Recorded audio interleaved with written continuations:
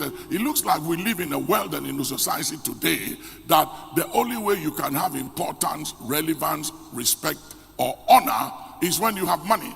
It doesn't matter how you get the money, just do anything, just get it. And as long as you have it, you'll be respected by society, you'll be loved. And you know, Martin Luther Jr. said something. He said, I look forward for the day where my little children here in the United States will be judged and defined not by the contents of their body or not by the color of their skin, but by the content of their character. Today, character doesn't matter anymore. Value does not matter. Ethics don't matter anymore.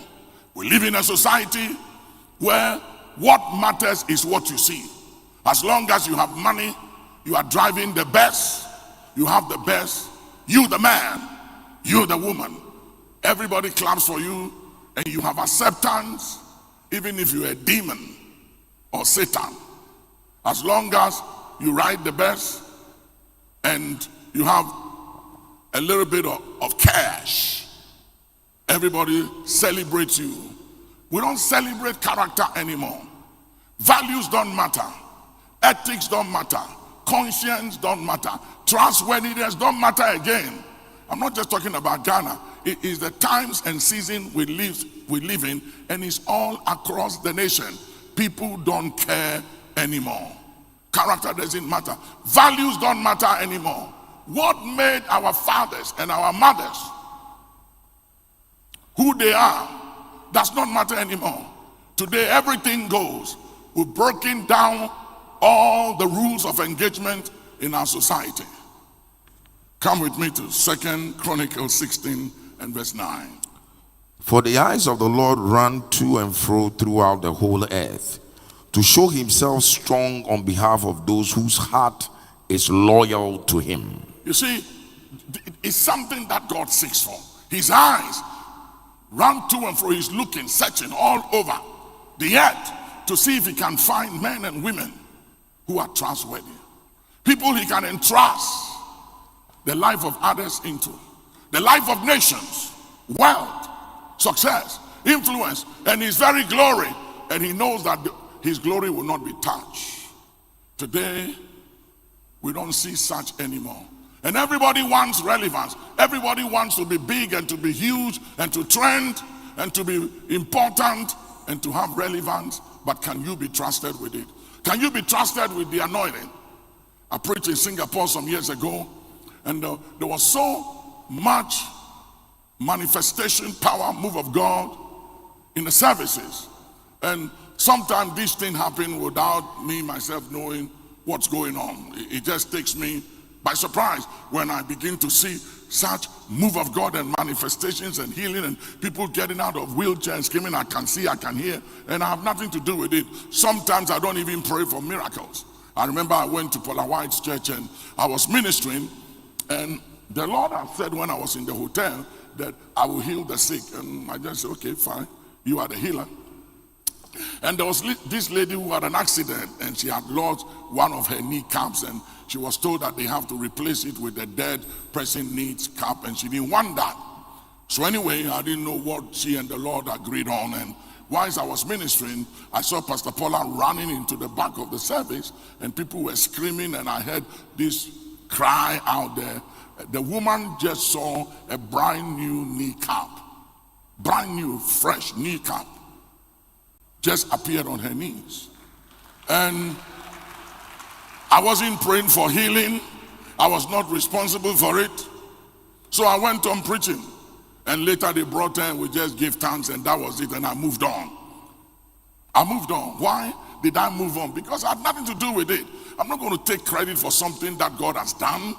Raising the dead and some of these miracles and things that I've seen over the years, it doesn't really mean anything to me, because as long as it's not me but it's God, I'm not going to touch God's glory. So I'm not going to put it on social media. There are so many things that happen, and they, oh Papa, we have to put it on social. People have to know, people have to see. And I say, listen, you people, leave me alone. Just leave me alone. I don't need all these things trending to make me look better or important. I don't need that. A woman asked the children that, what does it take to make you a millionaire?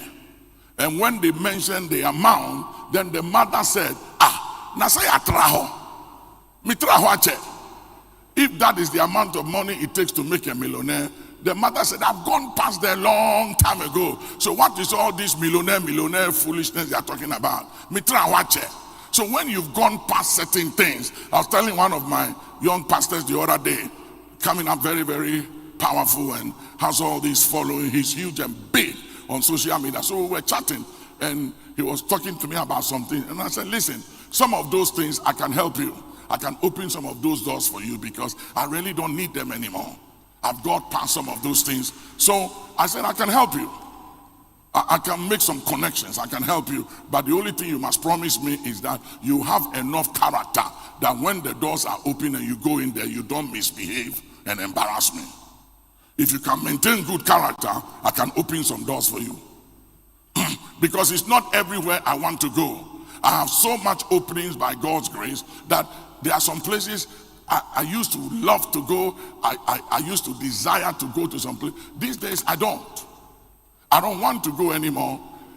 One of my sons said to the father, Dad, you haven't been in the UK or in the US for a long time. And the dad said, can I ask you a question? Buckingham Palace, have they built a new Buckingham Palace or is the same old Buckingham Palace with the same address? He said it's the same Buckingham Palace at the same address. He said, how about the White House at 16th Street?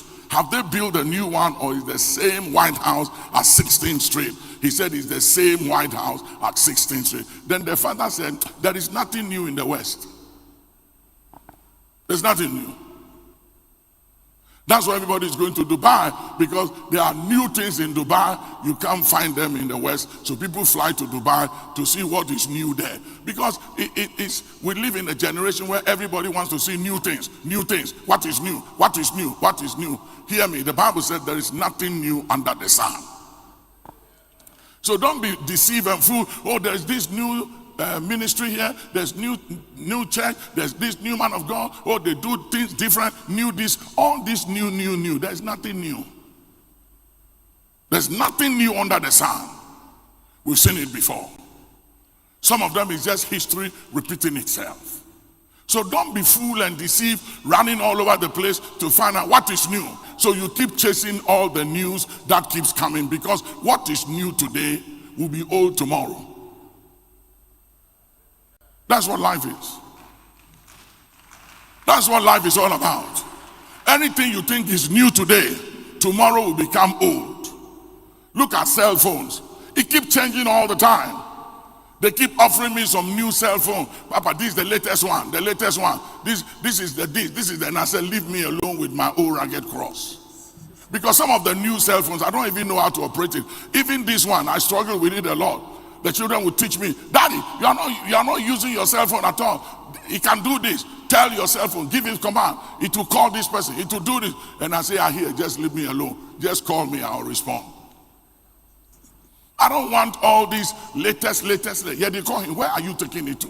And we get distracted with new. But new today, don't forget, will become old tomorrow. And tomorrow, something new will come up. Are you going to be living your life based on every new thing, every new? When are you just going to be consistent with what is right? Because the fact that something is new does not mean it's good. There are a lot of new things we expose ourselves to, and you realize that, let me go back to my old phone. Let me go, because some of these new things, they are so new, so sophisticated, and so crazy that sometimes you don't even know where to start from. Am I saying something sensible? Yes, sir.